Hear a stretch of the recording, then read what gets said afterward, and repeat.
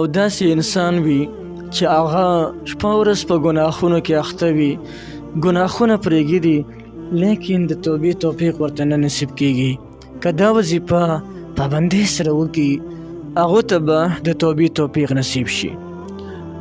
دویمه خبره دا ده که دا وظیفه تاسو پابندۍ سره کوئ تاسو باندې به د نعمتونو بالکل بارانونه راورېږي. ټول خلک به د ستا نه خوشحاله وي او د ستا به ټول زندګي په خوشحالۍ سره او په امن سره تېرېږي. دومره زبردسته وظیفه ده چې د ګناه نه زړه تورونکې ده. یقینا کله چې مې دا وظیفه په دې کتاب کې وکتله په شمس المعارف کې، نو خپله زما زړه وشو د نن نه زه دا وظیفه خپله شروع کومه. زه ډېر زیات وظایف کومه، په هغه وظایفو کې به یو وظیفه دا هم وي یا بر وظیفه ده. داسې مبارکه وظیفه ده که چېرته یو انسان دی او هغه شراب څکي، دی اوس پر ځان د شرابو نه نشي اړولی، نو که د دې وظیفې ذکر شروع کړي الله به ترې واړوي. یا یو چرسي انسان دی او هغه چرس کي، نو که چرسي انسان دا وظیفه شروع وکړله الله جل شانه به د چرس نه ډډه ورکړي. اصل کې دا نشه داسې عجیبه څیز دی دا چې چا کړي دا پته هغه ته لګي.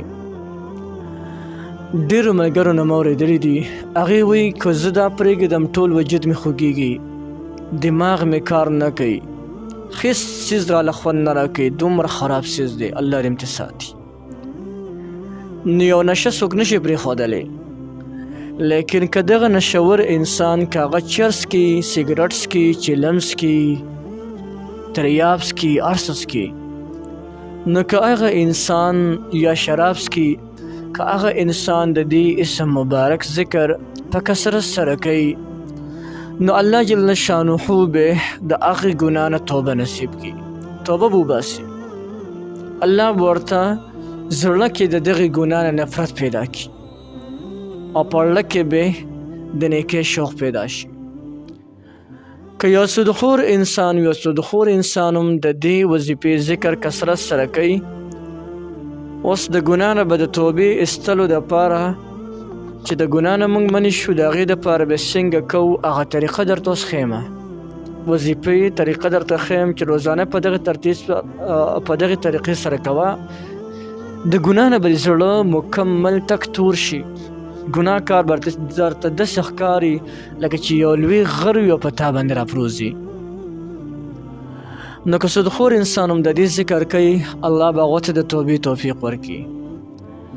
د دې نه علاوه د همیشه دپاره به د نعمتونو په تا باندې باران وي، نعمتونه به په تا باندې په شان د باران راورېږي، وختونه به د ستا ډېر ښه او په خوشحالۍ سره بیا تېرېږي. دونه مبارکه وظیفه ده. زما ورته خپله زړه وشو چې زه دا وظیفه خپله شروع کړمه. راځئ تاسو ته هم دا وظیفه ښیمه. د ټولو اول د دې خبرې دپاره ته وظیفه ښیمه چې د ګناه نه چې زموږ زړه تور شي د هغې دپاره به څنګه کوو. هر ګناهګار انسان دی هغو له پکار دی چې روزانه دا وظیفه یا بر وظیفه یا برو دا د پابندۍ سره روزانه 900 کارته کوي. 900 لازماً به الله جل شانه ته د توبې توفیق ورنصیب فرمایي. 900 کارته دا وظیفه روزانه کوي یا برو د انشاءالله چې دا کله تاسو پابندۍ سره کوئ د توبې توفیق به درته الله درکړي. د ګناه نه به زړه تور شي، د ګناه کارونه به داسې ښکاري لکه یو لوی غر چې تا باندې راپرېوتلو. او که یو انسان شپه ورځ لګیا وي او دا ذکر پابندۍ سره کوي یا برو دا ذکر مبارک په پابندۍ سره کوي، نو الله جل شانه به همیشه دپاره په نعمتونو کې مال عمل کوي. د نعمتونو به په ده باندې مکمل باران وسم.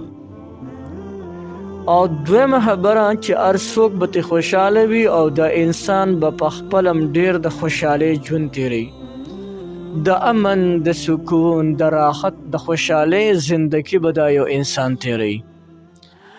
نو دومره ګرانه دم ده، دومره ګرانه نه ده، بلکې 700 کرته روزانه کول دي. دومره لوی انعامات پې تا ته ملاویږي. نو پکار ده چې دا اسم مبارک د نن نه موږ شروع کړو. هر یو انسان ګناهګار دی، هر یو انسان کمزور دی، چې د نن نه موږ یا بر وظیفه شروع کړو. انشاءالله چې د دې وظیفې په برکت باندې به الله جل شانه زموږ ته د ګناه نه د توبې وستلو توفیق راکړي، او الله جل شانه به موږ د همیشه لپاره په نعمتونو کې او په خوشحالو کې ساتي. یو ډېره زبردسته وظیفه مې درته وښوله، هر څوک یې کولی شي، هر چا ته د دې مکمل اجازه شته دی.